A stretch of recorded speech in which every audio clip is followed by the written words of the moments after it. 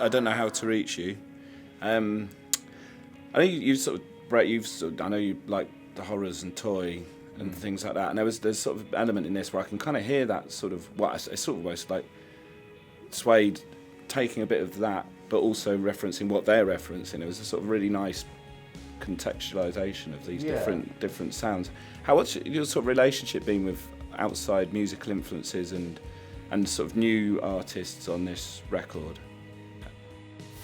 Well, it's kind of interesting. It's an interesting reference, someone like the Horrors, because I think that, you know, if that does it might kind of reference it subconsciously, but it's a kind of cyclical reference, isn't it? Because they might have referenced us in the past. So it's kind of quite a nice sort of cyclical process. Yeah, I mean, I always keep my ears open. I think we all do. I think it's very, very important for us, you know, when we're making new music, for it not to sound nostalgic, like we're kind of caught in the 90s at all. It's incredibly important for us to be making relevant new music, and in order to do that, you have to sort of know what's going on. I mean, I'm sort of slavishly obsessed with it, but it's kind of bound to filter through to me. And when they do, then great stuff like, you know, Skying filters through to me, or Primary Colours, or, you know, all these things, the Foals and things like that. You know, I find it incredibly inspirational. Yeah, absolutely. Yeah. That was one of the first tracks we finished. In fact, it was the very first thing we did. The first day we sat down to write, this was the first piece that we did.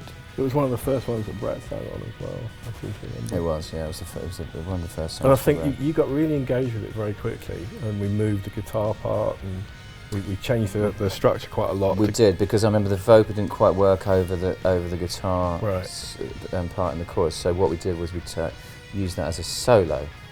So we shifted it to like a post-chorus section, which was another amazing happy accident, because that's probably my favourite piece of music on the whole album, that guitar solo just after the first chorus. It's just mind-blowing.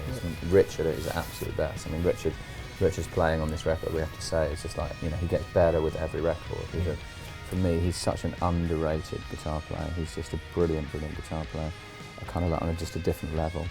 And he's playing on that song particularly was just amazing. Yeah, I mean, it was a very conscious thing, again, with this record, as opposed to Bloodsports, was to show the musicality of the band, because in Bloodsports, you know, there are some great bits, but they were forced into playing more of a role as a band, whereas on this, there's very little breathing space on Bloodsports, isn't there? That was all about kind of quite contained pop songs, and this is all the pieces tend to breathe on this, and if it's okay if it pushes it over 6 minutes, just you know, do whatever.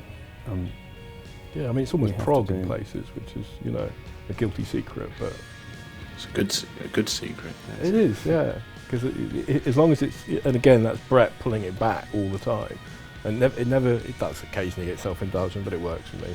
But the vocal and the sense of there being a song in there keeps it from being, you know, too much. So I had that down with the questions, actually.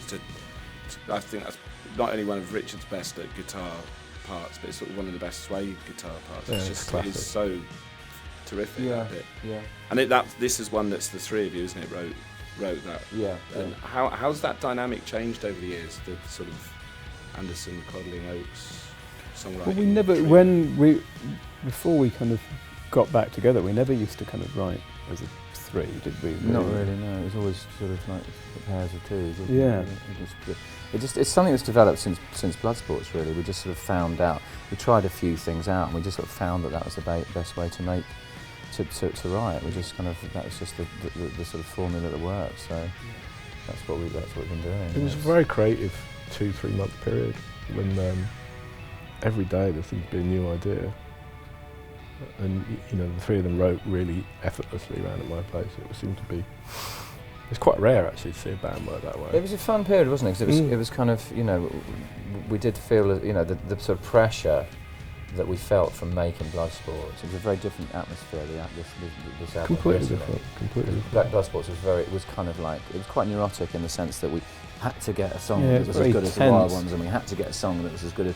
I think I love Bloodsports, don't get me wrong, but it kind of made the process of it kind of a little bit self-conscious. And with this, we thought, well, fuck it, we're just going to enjoy writing and see where it takes us. and let the whole process breathe a bit, and just be a bit freer with these things, and do strange things, have odd parts on the songs that we wouldn't normally have, like the coda of. I mean, it's just because of the time period. The coda of this song, "Don't Know How to Reach You," is just takes it to another level. Completely I love this section. It's this angry, weird, violent section at the end, which just sort of like puts a full stop on it. But you'd earned the right because of Bloodsports. People were re-embased the band, and I just think it gave everybody a sense of confidence that they thought, we can do this again. Because if you think about the distance between Bloodsports and the previous Suede record, it's such a long period of time. We haven't done this for ages. What's it going to be like? And that thought was in everybody's head every day we made Bloodsports. Matt, you and Brett have both said that fuck it at one point. When there was the fuck it moment, when did that happen? Was there a specific bit where was it a kind of? No, I think it was from the start. I think it was as soon as we knew we were going to make another record. It's just I don't know. You just get to this point that you think everyone is saying this is how you do it in 2015, and it seemed like so much nonsense. You know what I mean? And it is one of the great pleasures of being an older band and having an audience. You know what I mean?